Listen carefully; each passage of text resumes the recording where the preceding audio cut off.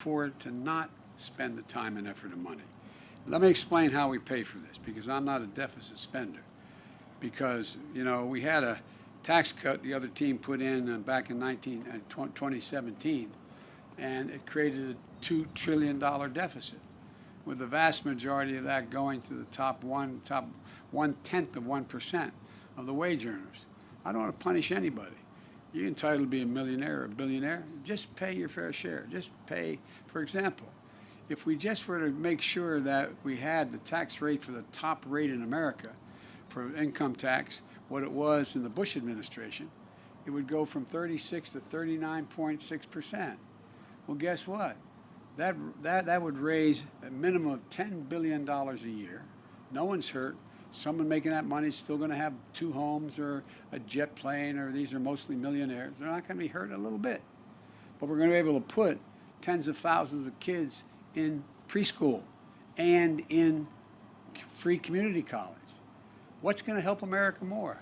Increase the educational standard of all Americans so they have 14 years of school, from 2 years of 3 and 5 year olds, 3, 4, and 5 years old. We show that that happens if they not go to daycare, they go to school.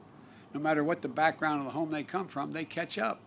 58% will go on to go to college. We know that now. We also know that if you give 2 years of free community college, you're in a situation where you're in a position that you have in your state and every other state in America. You'll allow to go the last 2 years. All those credits are available to your state universities, and you get a 4-year degree for half the cost. And/or you get the 2-year degree, and you're able to do what you needed to do. It's estimated to increase the average income by over 20% for someone in America for the rest of their lives. So, folks, the fact is that, I'm not looking to punish anyone. I come from the corporate state of the world, Delaware. More corporations are incorporated in the state of Delaware than every other state in the union combined. But guess what? I'm sick and tired of corporate America not paying their fair share. Their taxes used to be 38%, 36%. We all thought that was too high, even in our administration. And we wanted to reduce it to 28%, make it more competitive. Some thought 24%. But it got reduced to 21%. And you know what the result is? Of the largest corporations in America, 50 don't pay a penny in tax. It made $40 billion. Don't pay a penny in tax. If you're a construction worker and your wife's a school teacher, you're paying at a higher tax rate than corporate America's paying. Not a joke. Not a joke. I don't want to punish them. And by the way, they used to do a lot more research and development. Major corporations now, because we've changed the law, in fact, it used to be that a corporate CEO got paid 36 times as much as the average employee in their corporation, the Fortune 500. Now it's 456 times. The mother would say, who died and left them boss? Well, 53% of all the money they made, of $1 trillion over 10 years, what did it do according to a major study? It went to buying back their stock. And why you buy back their stock? Because CEOs now get paid in stock purchases, stock options. It used to be they got paid in direct salary, and they get paid in stock options. So if you have 10 shares of stock, you sell 5, the 5 left are worth more, you get paid in stock, it's better.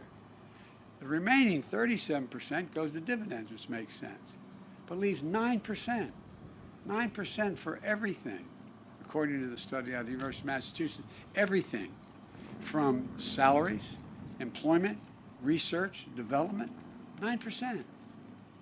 So folks, we used to invest in research and development in this country about 2.4% of all that we did, making us the leading country in the world in change in research and development.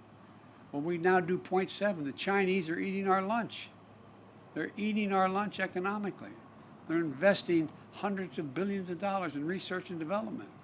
That's why right now, if it keeps going the way, they're going to own the electric car market in the world. They're going to own a whole range. We got to compete.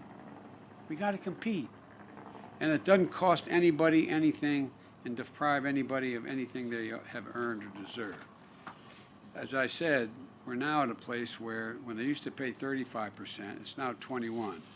The way I can pay for this is the $40 billion, for example, just making sure the largest companies don't pay zero, and reducing the tax cut to between 25 and 28. It's a couple $100 billion. We can pay for these things. I'm not talking about deficit spending. I'm talking about paying for. I realize I'm getting too wonky here, giving you too much detail. But the point is,